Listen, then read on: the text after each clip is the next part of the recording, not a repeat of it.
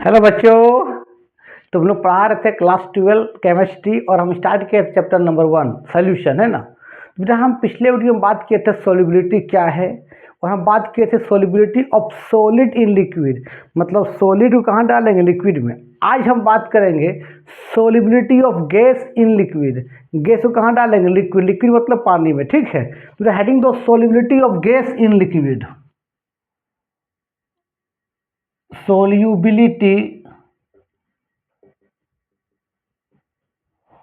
of gas in liquid, ठीक है।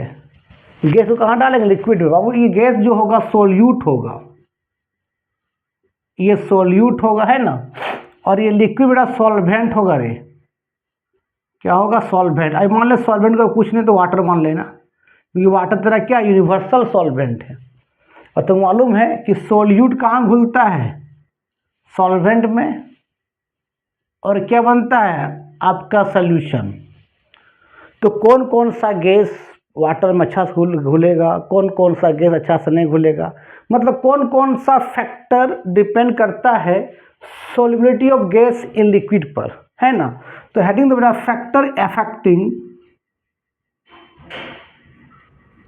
Factor affecting of solubility of gas in liquid, कौन कौन सा फैक्टर डिपेंड करता है ना। तो बेटा नंबर 1 करता है नेचर ऑफ गैस, गैस के नेचर पर निर्भर करता है। नेचर ऑफ गैस, गैस के नेचर पर निर्भर करेगा, ठीक है। दूसरा निर्भर करेगा बेटा effect of pressure, effect of pressure, pressure पर निर्भर करेगा, ठीक है। तीसरा है बेटा effect of temperature, effect of क्या, टेम्परेचर। इस तरह लिखो।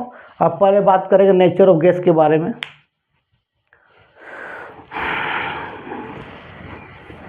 चलो बाबू, सबसे पहले बात करते हैं बेटा नेचर ऑफ गैस के बारे में, ठीक है। तो बाबू हेडिंग दो nature of gas, nature of gas. कुछ गैस होगा जो वाटर में आसानी से घुल जाएगा, कुछ गैस होगा जो वाटर में आसानी से नहीं घुलता है। जैसे आपका बेटा ammonia gas, NH3 gas, hydrochloric gas, HCl gas water में आसानी से डिजोल्व हो जाता है, वाटर में आसानी से क्या बेटा डिजोल्व हो जाएगा। ये वाटर आपका सॉल्वेंट है और अमोनिया और HCl क्या है आपका सोल्यूट है। ऐसा क्या कारण है कि अमोनिया गैस और HCl आराम से पानी में डिजोल्व हो जाता है, क्योंकि अमोनिया गैस और HCl गैस पानी के साथ H बॉन्डिंग बनाता है। तुमको मालूम है कि HCl जो होते हैं रूम टेम्परेचर पर गैस के फॉर्म में होते हैं। रूम टेम्परेचर मतलब क्या बेटा 25 डिग्री सेल्सियस, 25 डिग्री सेल्सियस में HCl जो हाइड्रोक्लोरिक एसिड होते हैं बेटा वो गैस के फॉर्म में होते हैं, ठीक है। तो हाइड्रोजन बॉन्डिंग क्या तुमको मालूम है कि अगर फ्लोरीन, ऑक्सीजन, नाइट्रोजन के बगल में अगर H रहे तो आपस में एक बॉन्ड लग जाता है, जिस बॉन्ड को डॉटेड लाइन डिनोट करते हैं, इस तरह से डॉटेड लाइन डिनोट करते इस तरह से। तुमको मालूम है कि सर फ्लोरीन, ऑक्सीजन, नाइट्रोजन का इलेक्ट्रोनेगेटिव बहुत ज़्यादा होता है। जैसे ही H दिखेगा तो H के साथ उसका बॉन्ड लग जाता है और उस बॉन्ड को डॉटेड लाइन डिनोट करते हैं।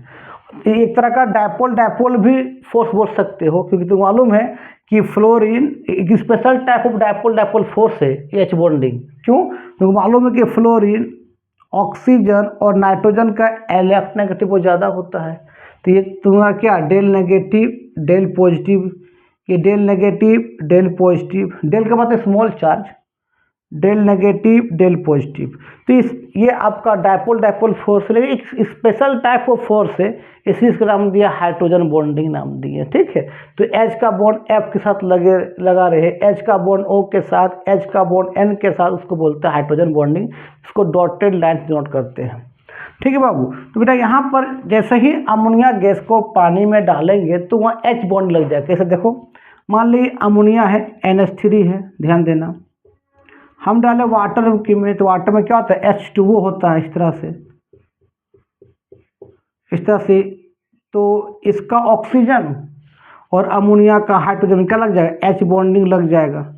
H बॉन्डिंग से एसोसिएट हो जाएगा आपका, H बॉन्डिंग से क्या हो जाएगा, हाइड्रोजन बॉन्डिंग से क्या होगा, एसोसिएट हो जाएगा, जुड़ जाएगा, एसोसिएट हो जाएगा। इसीलिए अमोनिया गैस पानी में आसानी से घुल जाता है। HCl के पास वही होता है, केस में होता है। मान ले आपका ये Cl यहाँ H HCl है, वाटर में क्या है, H2O है, तो वाटर का ऑक्सीजन हाइड्रोक्लोरिक का H के बीच क्या लग जाएगा, H बॉन्डिंग लग जाएगा। तो यहाँ पर भी क्या होगा, HCl गैस पानी में आसानी से क्या हो जाएगा, डिजोल्व हो जाएगा। तो नेचर ऑफ गैस पर निर्भर कर रहा है, कुछ गैस पानी में आसानी से घुल जा रहा है, कुछ गैस नहीं घुलेगा आसानी से। आपका देखो तो CO2 गैस और ऑक्सीजन गैस पानी में आसानी से नहीं घुलेगा। क्यों नहीं घुलेगा, यहाँ हाइड्रोजन बॉन्डिंग नहीं लगता है। तो ये गैस पर निर्भर किया, नेचर ऑफ गैस पर। कुछ गैस पानी में आसानी से घुल जाता है, कुछ गैस आसानी से नहीं घुलता है, उसके लिए तुमको प्रेशर देना पड़ेगा, है ना। तो लिखो पहले इस चीज को। चलो अब हम बात करते हैं बेटा इफेक्ट ऑफ प्रेशर। दूसरा लिखो effect of pressure. Effect of pressure, तुमको मालूम है जितना ज़्यादा तुम गैस को पानी में डिसॉल्व करना होगा उतना देना पड़ेगा प्रेशर। आज एटमॉस्फेयर में प्रेशर नहीं होता तो कार्बन डाइऑक्साइड गैस और ऑक्सीजन गैस पानी में नहीं घुला हुआ रहता। अगर घुला नहीं हो रहता, देख लो क्या कोई एक्वाटिक प्लांट एनिमल जिंदा रहता, नहीं। तो देखो पानी के अंदर एक्वाटिक प्लांट है, उसके लिए किसका क्या चाहिए, CO2 चाहिए। पानी के अंदर एक्वाटिक एनिमल्स से मछली उछली है, उसके लिए क्या चाहिए, ऑक्सीजन चाहिए। दोनों पानी में घुला हुआ है, तो एटमॉस्फेरिक प्रेशर कारण है यार, है ना। तो मान लेते हैं बाबू कि ये आपका यहाँ पर एक क्लोज कंटेनर बेटा, ये पिस्टन मान ले इस तरह से ऊपर नीचे होने वाला पिस्टन, और बाबू यहाँ पर मान ले CO2 गैस है, ये CO2 गैस है, ये बेटा ये CO2 गैस है मान लिया, और ये बेटा वाटर है, ये पानी है, ये वाटर है, H2O है। यहाँ वाटर लिक्विड फॉर्म में मतलब सॉल्वेंट है और CO2 क्या सोल्यूट है। अब इस गैस को पानी में डिसॉल्व करना होगा तो क्या करना पड़ेगा, बाहर से प्रेशर देना पड़ेगा, कंप्रेस करेंगे, प्रेशर देंगे। जितना ज़्यादा प्रेशर देंगे बाहर से बेटा उतना ये CO2 गैस मॉलिक्यूल क्या बताओ पानी में क्या होता है, डिसॉल्व होगा। कोई दिक्कत, डैट मीन्स कंप्रेस करेंगे बेटा तो पिस्टन क्या नीचे आ जाएगा। कंप्रेस करना मतलब प्रेशर को बढ़ा दिया, है ना, प्रेशर बढ़ा दिया तो सभी आपका CO2 गैस क्या होगा बताओ, वाटर में क्या हो गया, डिसॉल्व हो गया, और आपका एक क्या बन गया, सोल्यूशन बन गया। और तो मालूम है कि CO2 गैस अगर पानी में घुला रहता है उसको सोडा वाटर भी बोलते हैं रे, सोडा वाटर, ठीक है। तो जितना ज़्यादा तुम प्रेशर दोगे उतना गैस क्या होगा, पानी में डिसॉल्व होगा, लिक्विड डिसॉल्व होगा। डैट मीन्स बेटा कि प्रेशर जो होता है डायरेक्टली प्रोपोर्शनल क्या होता है,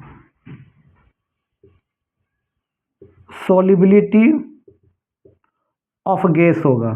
जितना ज़्यादा तुम प्रेशर दोगे उतना गैस मॉलिक्यूल पानी में क्या होगा, डिसॉल्व होगा। लिख लो। चलो बाबू नेक्स्ट बताते बेटा इफेक्ट ऑफ टेम्परेचर के बारे में। इफेक्ट ऑफ टेम्परेचर है ना बेटा, तीसरा लिखो effect of temperature. Effect of क्या बेटा, टेम्परेचर। देखो यहाँ मान ले बाबू, ध्यान देना कि मान लेते हैं ये पिस्टन था, ध्यान देना बेटा, ये पिस्टन है और यहाँ पर मान ले CO2 गैस, ध्यान देना बेटा, दूर दूर पर CO2 गैस अभी मूव कर रहा है, ये CO2 गैस है, ध्यान देना बेटा, और ये पानी है, वाटर है, H2O है, H2O किस फॉर्म में, लिक्विड के फॉर्म में, ठीक है। अब तुम इस CO2 को तुम पानी में घोल रहे हो, तो हमको बाहर से लग रहा है प्रेशर। जितना या तुम प्रेशर दोगे, यहाँ से जितना या तुम प्रेशर अप्लाइड करोगे, उतना गैस मोलिक्यूल्स आके वाटर में क्या होगा, डिज़ोल्व होगा। अब ध्यान, डिज़ोल्व होगा बेटा, तो क्या होगा, अभी गैस मोलिक्यूल बहुत दूर दूर था, दूर दूर था, लेकिन हमने बाहर से क्या किया, कॉम्प्रेस किया, मतलब प्रेशर दिया। कॉम्प्रेस करना मतलब दबाए, मतलब प्रेशर बढ़ा दिए, कॉम्प्रेस किया। तो जैसे तुम कॉम्प्रेस करोगे बेटा, कि गैस मोलिक्यूल्स क्लोज क्लोज आ जाएगा, क्लोज क्लोज आ जाएगा, सामने सामने आ जाएगा। तो सामने सामने आ जाने से एक दूसरे से रिपल्सन करेगा। क्या करेगा रे बाबू, एक दूसरे से रिपल्सन करेगा। जब रिपल्सन करेगा बेटा, तो यहाँ से एनर्जी लॉस होगा। क्या होगा, एनर्जी लॉस होगा। अब जैसे गैस मोलिक्यूल पानी में डाल रहे हो और गैस मोलिक्यूल जो सामने सामने आ रहा है, तो यहाँ से एनर्जी लॉस करेगा, यहाँ से एनर्जी लॉस होगा। और एनर्जी लॉस होगा, दैट मीन्स एक्सोथर्मिक प्रोसेस है। गैस पानी में डल रहा है और एनर्जी लॉस हो रहा है, मतलब एनर्जी माइनस में होगा। दैट मीन्स क्या होगा, डेल्टा सोल्यूशन H क्या होगा, लेस देन 0 होगा। एनर्जी लॉस हो रहा है, मतलब कैसा प्रोसेस है बाबू, एक्सोथर्मिक प्रोसेस है, एक्सोथर्मिक प्रोसेस है। क्योंकि कोई भी चीज़ डिजोल्व हो रहा है और एनर्जी लॉस कर रहा है, एक्सोथर्मिक प्रोसेस है।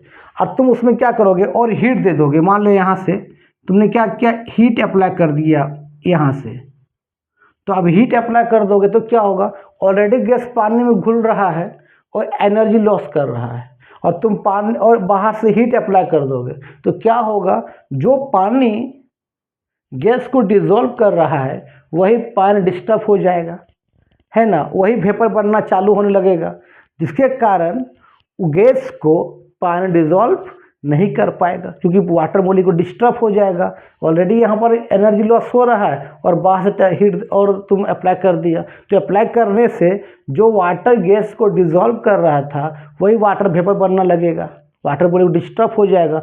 अब वो गैस को वो अपने पास घुला नहीं पाएगा। डैट मीन्स बेटा, एक्सोथर्मिक प्रोसेस होने से, ध्यान देना, बहुत इंपॉर्टेंट चीज़ है ये, ऑब्जेक्टिव आ सकता है। एक्सोथर्मिक प्रोसेस होने से क्या होता है बेटा, याद रखना, solubility of gas in water क्या होता है, डिक्रीज हो जाता है। क्यों डिक्रीज हो जाता है, तो तुम बोल सकते हो कि सर वाटर मोलिक्यूल्स जो है H2 जो है आपका डिस्टर्ब हो जाएगा, डिस्टर्ब हो जाएगा, और खुद क्या होगा, वो H2O आपका वेपर में कन्वर्ट हो जाएगा, तो उस गैस को डिज़ोल्व नहीं कर पाएगा। तो याद रखना कि जब गैस को लिक्विड डिज़ोल्व करते हैं, मतलब पानी में डिज़ोल्व करते हैं, तो एक्सोथर्मिक प्रोसेस होता है। और उस प्रोसेस में तुम और बाहर से हीट अप्लाई कर दोगे ना बेटा, तो गैस लिक्विड डिज़ोल्व करना बंद कर दे। क्यों, कि वाटर मोलिक्यूल डिस्टर्ब हो जाएगा, वाटर मोलिक्यूल वेपर बनना चालू हो जाएगा, ठीक है। इसीलिए solubility of gas in liquid क्या होता है, घट जाता है। तो आज का वीडियो यहीं समाप्त करते हैं। नेक्स्ट वीडियो में बात करेंगे हेनरी लॉ के बारे में, ठीक है। तब तक के लिए बाय बाय।